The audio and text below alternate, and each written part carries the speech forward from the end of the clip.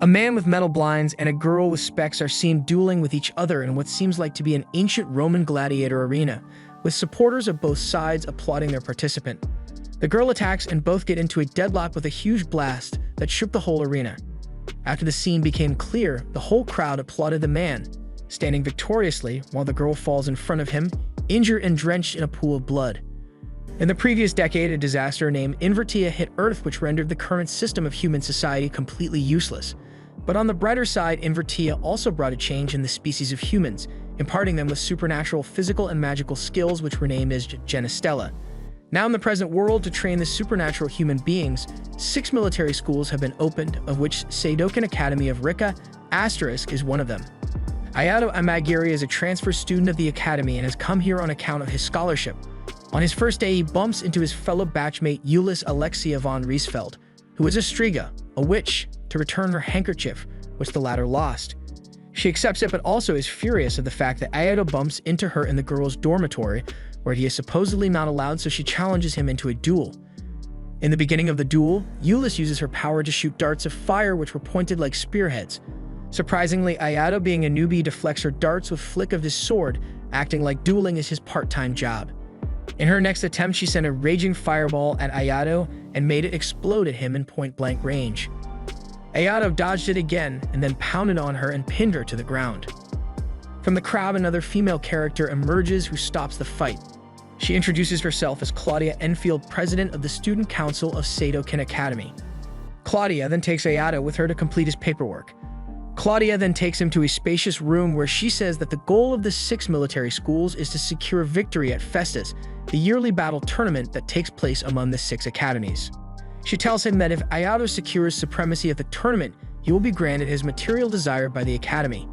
But Ayato expresses disinterest in the tournament and goes on to ask about his older sister Haruka Amagiri, about if she had been a student of this academy. Claudia replies that no such records exist, which could tell that any girl by this name was ever the student of the school. Claudia then gives him a sword and asks him to keep it for the time being for his training. The next day, Ayato gets to see that he was Euless' classmate. On the first day of the class, when Ayato tries to befriend Euless, she scornfully looks at him. Another classmate of his, Ashira Yabuki, told him that it was pretty normal of her to behave in that way. While walking in the corridor, Ayato asks Ashiro that why Euless was always at the tip of her anger, to which Ashiro replies that she is a princess and always keeps everyone at bay. Also, she was one of the very few witches of Asterisk and had firepower, which garnered her the name Witch of the Resplendent Flames and was ranked 5th in the whole academy. While walking, they both encounter Euless being confronted by 3 bulky boys, one of them challenging her to duel with her. She repeatedly refused him since the man was no match for Euless' firepower. Turns out that in their previous 3 duels, Euless had defeated the man badly. The man is Rester MacPhail, who was ranked 9th in the academy. While MacPhail was scoffing at Euless for not dueling with him, Ayato intervenes and distracts him. Ayato then approaches Euless and asks her why she is in the academy despite being part of royalty, to which she replies she requires money for which she wants to participate in the Phoenix Fiesta. Ashiro joins the conversation and asks her if she has found any partner, yet since the event allows people to duel in doubles. Euless admits that because of her high standards and nature, she doesn't have much friends and so has not found a suitable partner yet. After Ashiro takes leave from both of them, Ayato requests Euless if she could show around the academy and the city to him. Euless agrees to this. In classroom, Ayato gets to meet one of his old acquaintances, Saya. Ayato is seeing her after 6 long years. Saya's father is an arms and ammunition scientist, so he has sent his daughter to Seidokan Academy in order to give his weapons a better exposure through her. Saya tells that she has her own personal reasons too, but she keeps it as a secret to herself and avoids spilling the beans. After the class, Euless got herself painted up to take Ayato on a tour of the academy. As she approached Ayato, who was having a conversation with Saya on their good old days, Ayato decides that both Saya and Euless should be his guide to show him the academy, since Saya was his old acquaintance. In their trip around the academy, Euless shows him various sites of the academy like the club building, committee center, and the underground cafeteria. Ayato suggests taking a break and then goes to buy drinks for the 3 of them. Saya then asks Euless that why she was so hell-bent on showing Ayato the way around the academy. Euless replies that she was doing this to repay his efforts to save her during their first duel, where she was attacked by unknown arrows which appeared from out of the blue. Saya doesn't believe her and says that if she duels with Ayato, there's no way she would live to tell the tale the next day. She says that Euless at her peak strength is equivalent to herself, but that is not sufficient to combat with Ayato. Their conversation gets interrupted when a hooded figure with crossbow shoots at Euless. The arrows were similar to the one from the earlier case. Her spell and attacks were deflected by another partner of the hooded man. Saya then takes both of them out for good by using her massive grenade launcher. The next day, Ayato was discussing with Claudia about the yesterday's incident. He says that the manner of the crime's execution clearly shows that it was well laid out plan. Claudia then says that the investigation committee is on it, but has shown zero sign of getting any lead. Ayato on his way also meets MacPhail, who happens to be another applicant of weapon for himself. Inside the weapon testing lab, a condition lies that the weapon that the applicants have chosen should match with their compatibility, and the match should cross a threshold of 80%. The weapons are called Lukes. Both Ayato and MacPhail have applied for a legendary Lukes called Serveresta. At first, MacPhail tries to control the sword with brute force, result of which was that the sword rejected him with a compatibility of 32%. Still, MacPhail won't give up and started forcing the sword to accept it, which made the situation more alarming. The sword then pointed towards Ayato and jabbed at him with high velocity. Ayato was quick enough to dodge him. The sword then takes multiple attempts to hit him, but only in one attempt it could land a scratch in Ayato's hands. Ayato then lured the sword into taking another jab at him and cleverly caught it and stabilized it. The statistics showed that Ayato was 92% compatible with the sword, and he was accepted. After the test, Claudia says Ayato to come to her room at night for helping her solve some issues. At night, Ayato goes to Claudia's room. Claudia shows the profile of some students to Ayato, telling him that these folks were to participate in the incoming Phoenix Fiesta, but due to mysterious causes causing them injury, the academy rolled them back from Fiesta. When Ayato asks her that what was the cause of their injury, Claudia says that the attacks which took place today at Saya and Euless were very much similar to the attacks which injured these students. Claudia further says that she doubts MacPhail and a student named Randy Hook, but since she had no proofs against them, she was unable to do something. Ayato asks her that how can he help her in this situation. Claudia tells him that the attackers were now targeting Euless, so Claudia wanted Ayato to be around Euless for the time being and to protect her while she investigates further into this issue. Ayato agrees to this since he and Euless had also decided to take a tour of the city in their next class off. Ayato then takes leave from there. The next day, Euless shows Ayato all the arenas of the city to where battles of Genestella take place, including Fiesta rounds and finals. Ayato then buys burger for Euless. While eating, MacPhail arrives there to spoil the fun and starts picking on Euless, asking her to duel with her then and there. When things were crossing their limits for Euless, Ayato steps in and managed to calm down the situation without resorting to violence, although MacPhail went from there frothing at Ayato. Euless thanks Ayato once again for settling up the situation. While strolling around, they came across a bunch of people who were gathering and preparing for street fight. Suddenly, Ayato feels like being attacked and dodges a man who was charging at him from behind. Euless tells him that these were the students of Wolfe Academy, and she knew that she and Ayato were in deep trouble, since Wolfe's combat style was to stage a fake duel plot around the person who is to be attacked.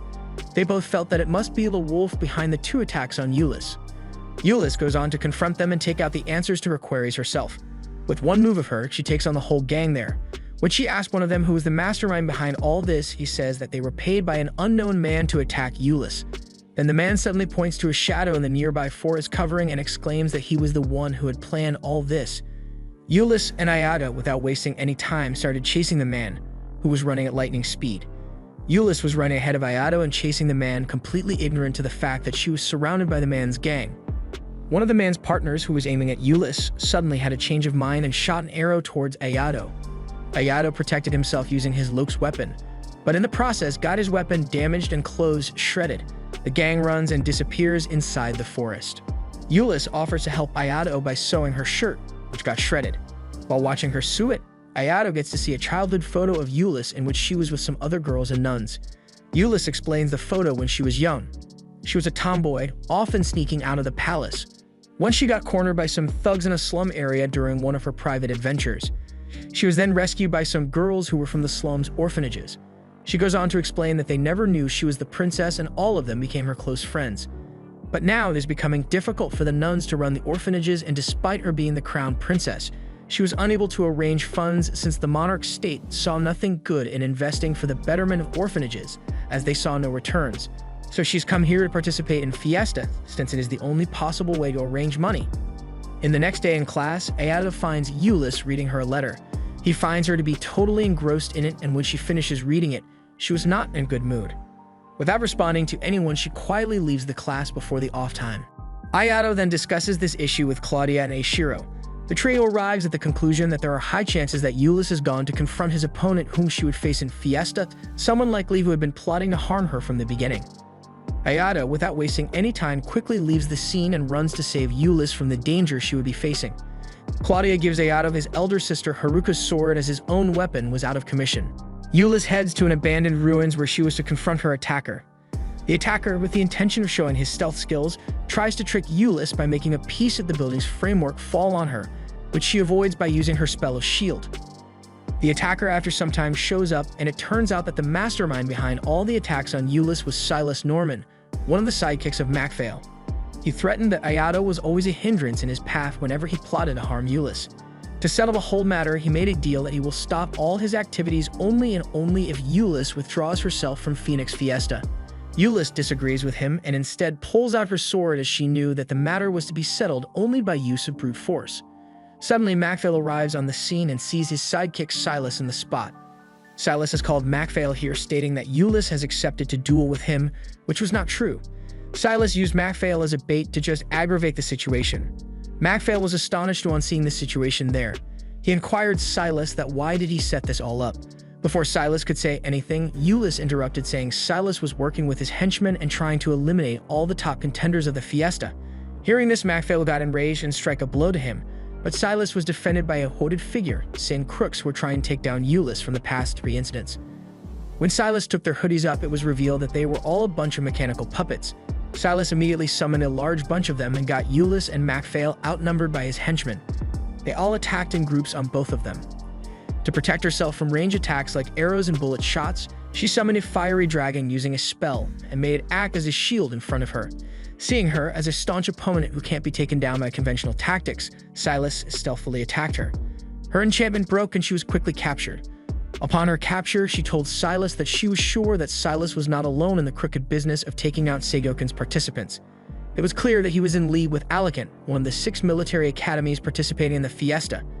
Noticing the fact that Eulis had dug deep into the truth, Silas decides to finish her, for once and all. In the very meantime, Ayato sweeps in, slices the 3 puppets holding back Eulis, and swiftly saves her one-handedly from the captivity. Eulis scolds Ayato as to why he put himself in danger by coming there. Ayato simply replies that for him his purpose was to protect Eulis at all costs, and he would never deter from his true purpose. In the midst of the chatting, Silas again interrupts and tries to attack the injured Eulis and Ayato. While fighting, Ayato deciphers the combat style of the puppets that were acting just like pieces of chess, where the activity of one piece decides the movement of the other. Seeing Ayato's analytical skills, Silas becomes flabbergasted and launched the last garrison of his merciless army. But to no avail, all were slashed down in the same manner by Ayato. Someone who fought in a way as dueling was his hobby, something which astonished Eulis. After Ayato is done with all the puppet soldiers of Silas, Silas launches his trump card, a large giant-sized queen puppet on Ayato.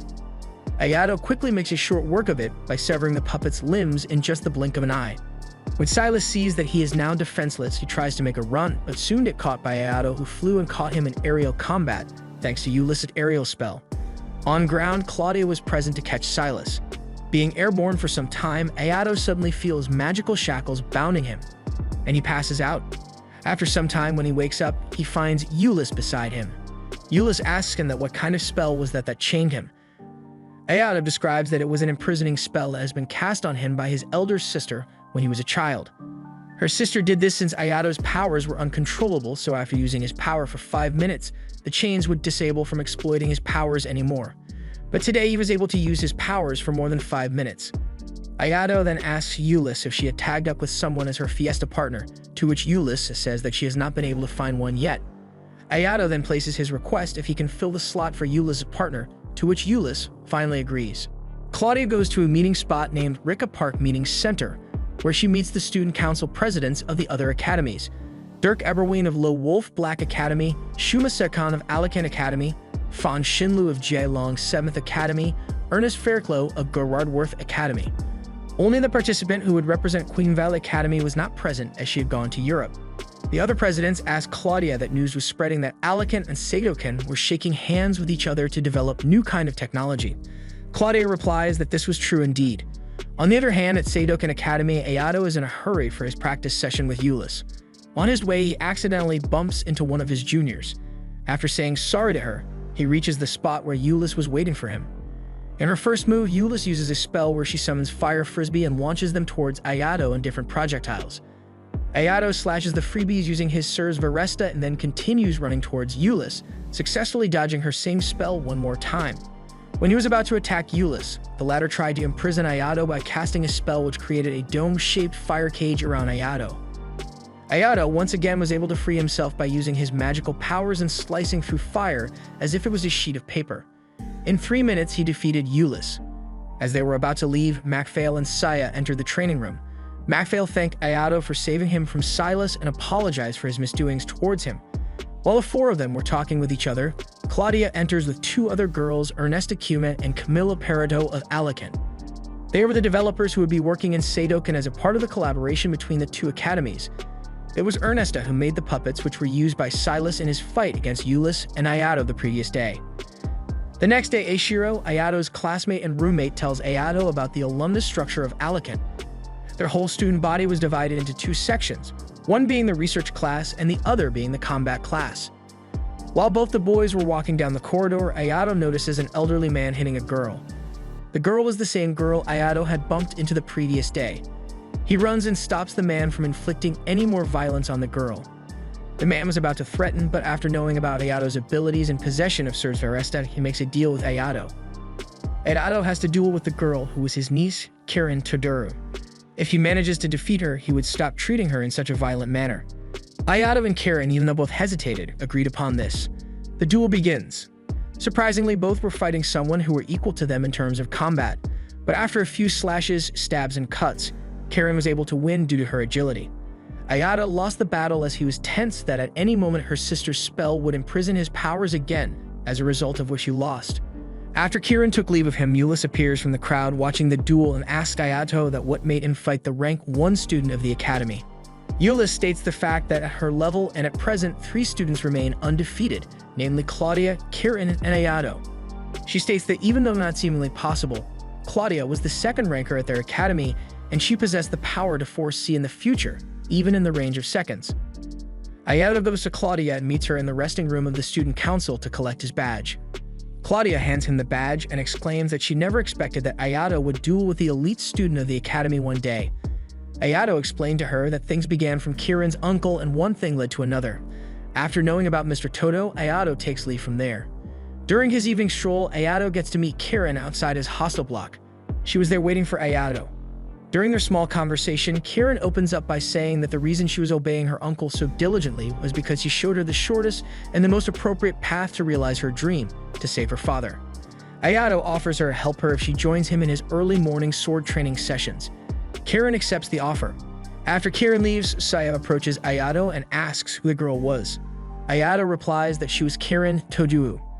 One day when Ayato and Kirin were jogging as a part of their training session, during training, they were attacked by a semi-dinosaur and semi-Komodo dragon sort of creature. Both of them started fighting and slashed and butchered the creatures, but the creatures were able to regenerate their lost body parts and their life and kept on attacking the duo. Kirin sensed that there must be some power core which was thrusting life force inside these creatures, so she slashed the creature into millions of minuscule particles until no core was left in the creature. Seeing one of their mates fall dead, the rest of the creatures ran away from the spot. Ayato examined the remains of the creature Kirin killed, and after examining it, he discovered that the creatures were not natural. They were synthetic and were manufactured by Alicant.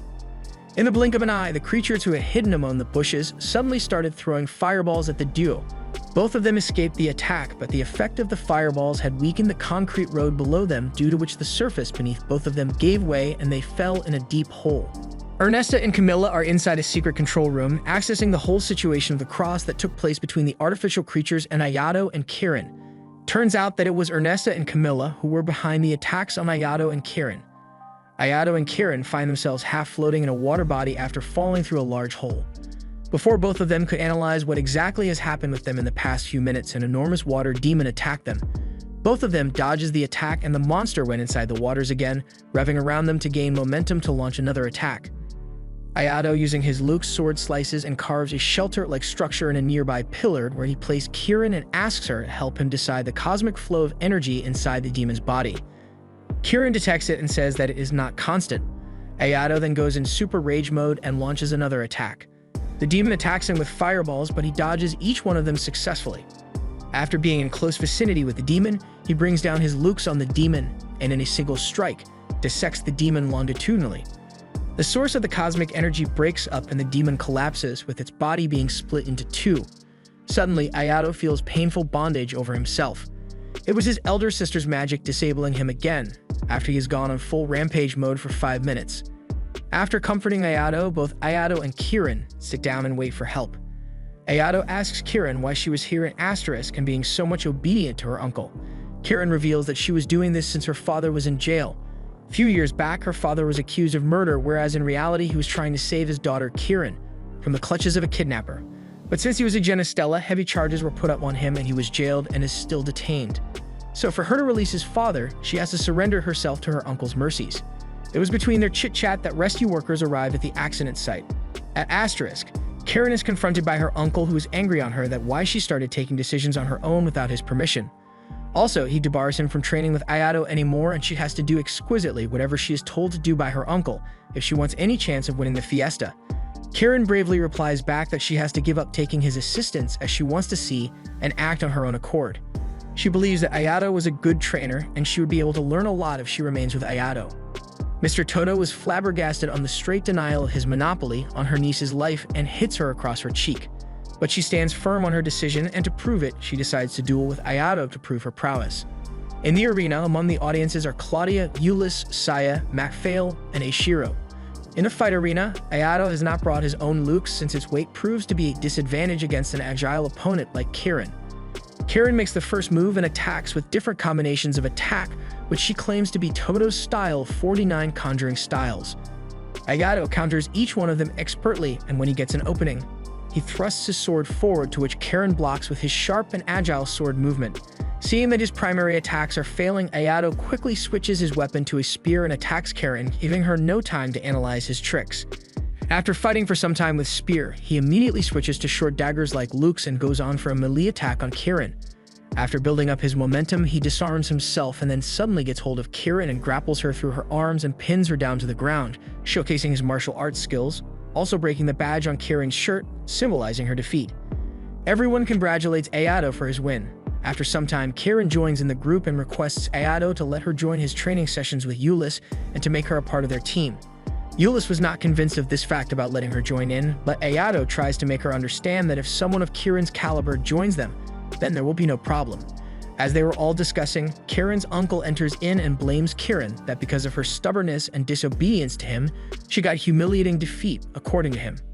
Kirin still remains firm of her decision of joining in training with Ayato, to which Mr. Toto blackmails her by saying that if she disobeys him any further, he would leave no stones unturned in extending his father's imprisonment sentence. Claudia, who was standing there and listening to all this, spoke up that since Kirin was a student of Sadokan and an asset to Galaxy Enterprise, blackmailing her wouldn't seem to be a wise decision, and she would not hesitate telling this to her mother, who, like Mr. Toto, was also a senior employee in the company. Mr. Toto was dumbstruck at this and left the place. Meanwhile, Ernesta and Camila in their secret lab were seeing the attacking tactics of Ayato and discovered that he was a serious roadblock between Alicant and their win in the Fiesta. But they were happy as their attack attempts, which turned into mere decoy attacks, were helpful in getting some information on Ayato. Saya and Kirin are in one of their training sessions. They are seen battling with robotic opponents. Both are using their own areas of expertise in the combat. But when the battle results were out, the pair scored below the duet of Ayato and Ulyss. Ayato explains both the girls that they need to work on syncing their attacks, most probably as they are good in almost all other aspects of combat. Soon people started going and collecting autographs from Ayato, since he was now rank 1 in the academy after defeating Kirin.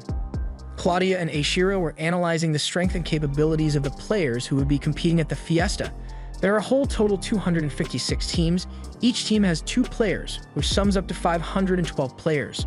Ayato Emagiri and Ulyss Reesfield were placed in Block C, whereas Saya and Kirin were placed in Block L.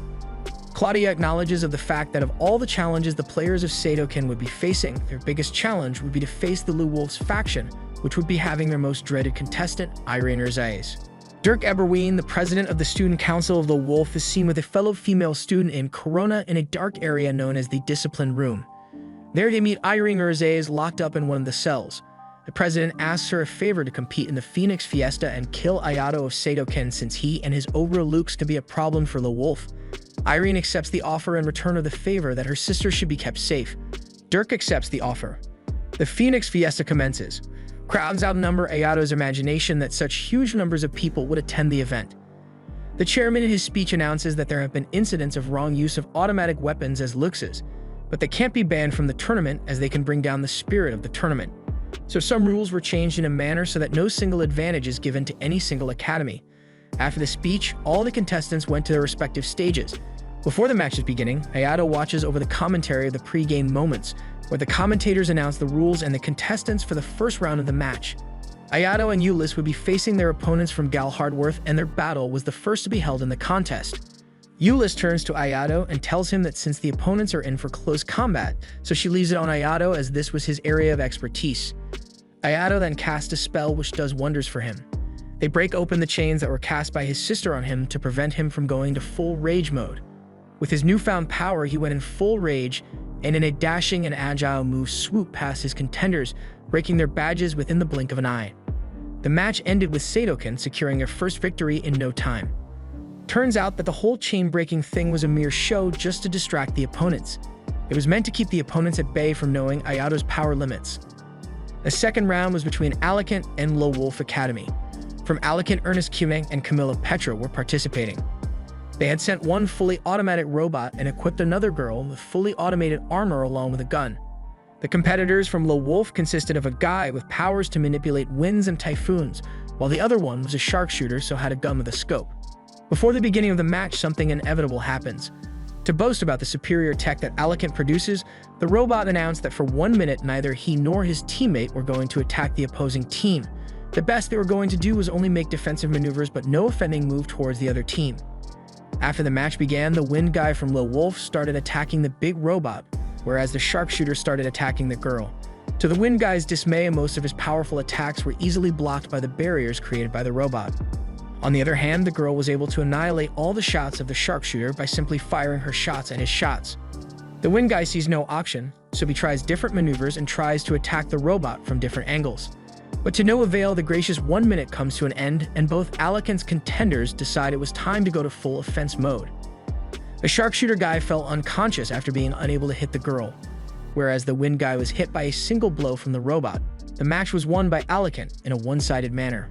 Saya gets a call from her father. Her father tells her that he has sent her a new gun and that should have reached her by now, which Saya denies, saying that she has not got any parcel. Her father asks her to go and check in the customs if his delivery might have been stuck over there. Saya agrees to it. Ulyss and Ayato then head over to their practice spot to have one last session of practice. Ernesta congratulates her robots, the male robot and the female robot named Aramasi, and leads them into their waiting room.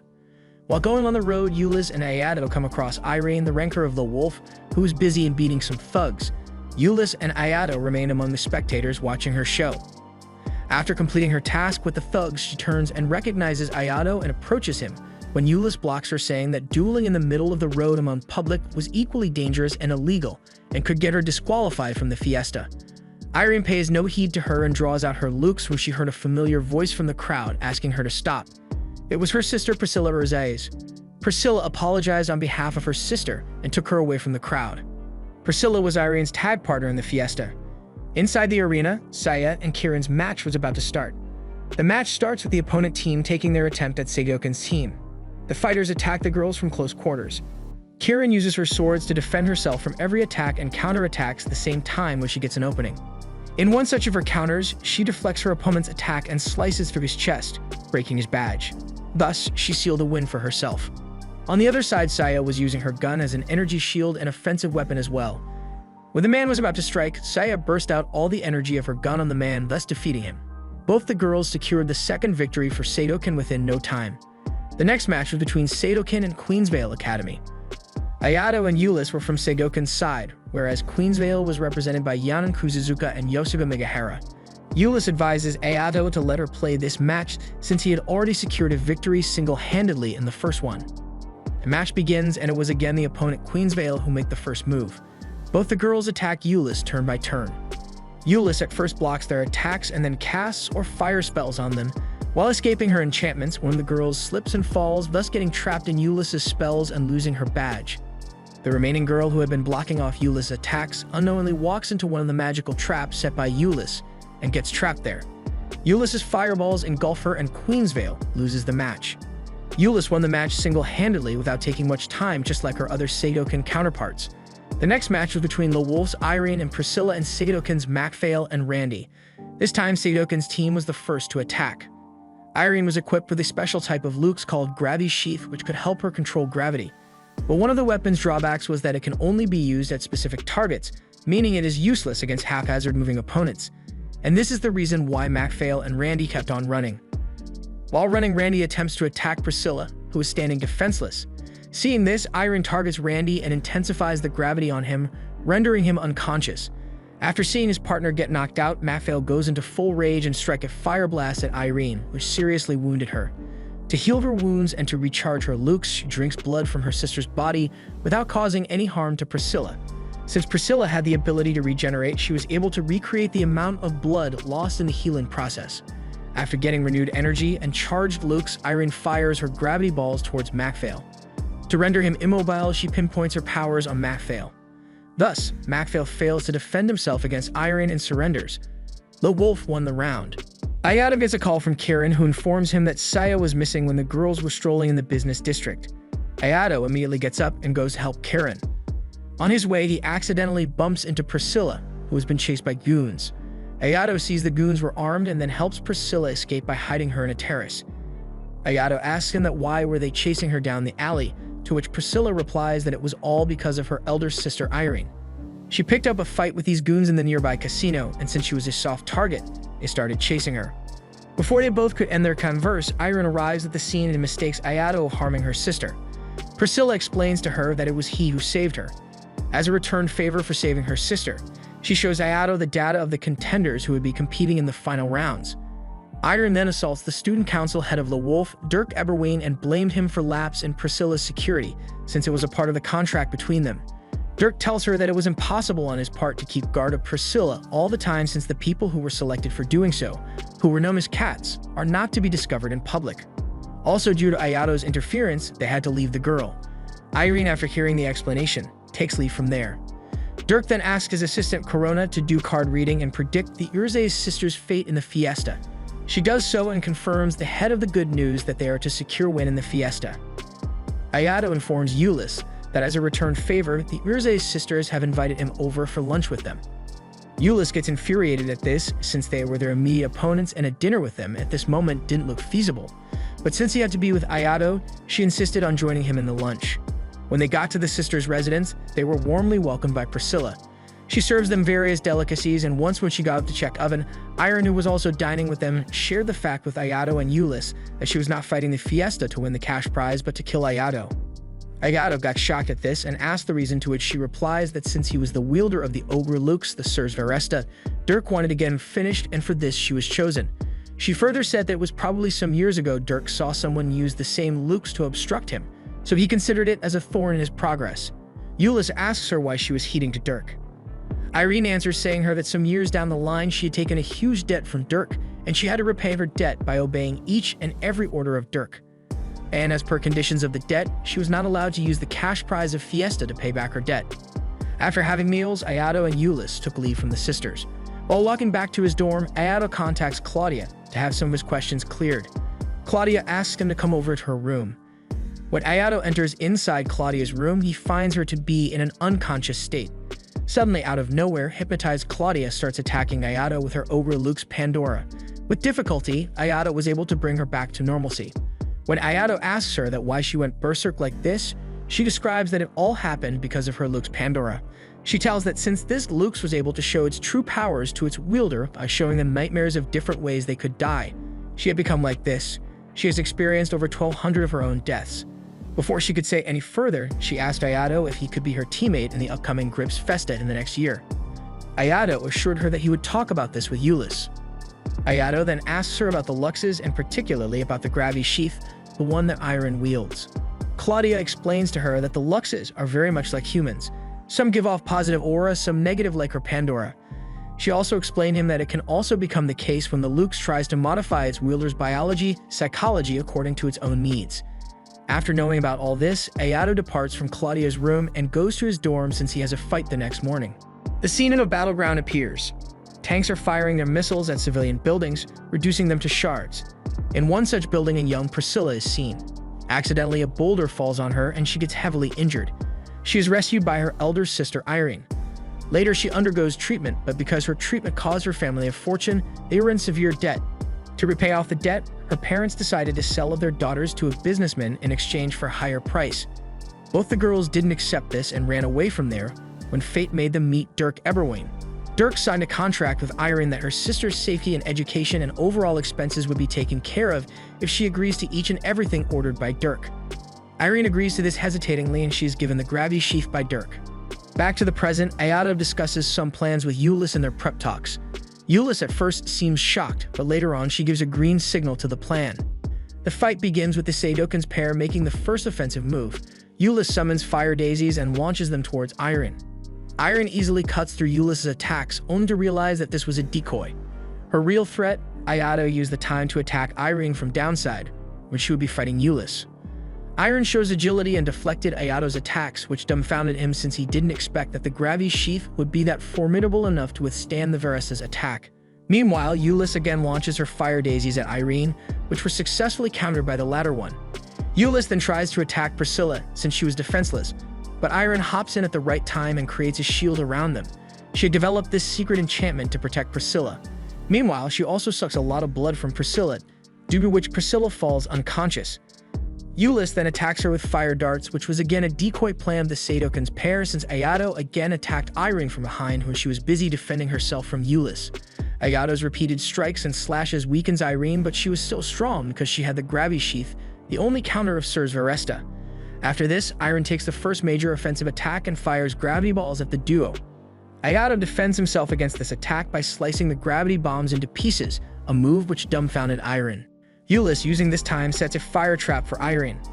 Irene sees through this and breaks the trap only to realize that she was fooled by Ulyss. Ulyss had prepared another trap for her, a bigger trap. From the whole perimeter of the arena, flames were shot upwards and engulfed Irene among themselves and blasted on her. Priscilla, who had regained her consciousness by then, reaches out to help her sister.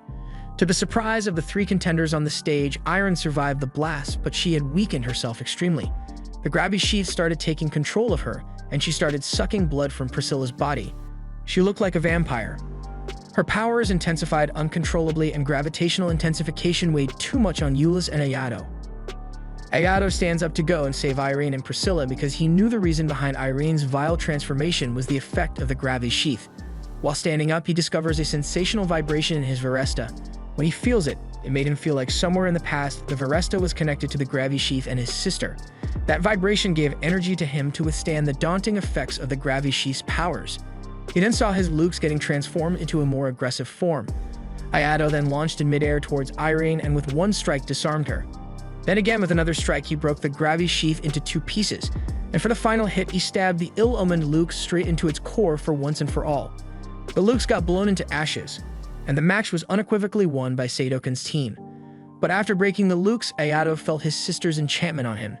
His chain started shackling around him. To make the matters more worse, this all took place in front of the whole public, due to which all the schools now got to know about Ayato's weakness of being time-bound to use his powers at 100%.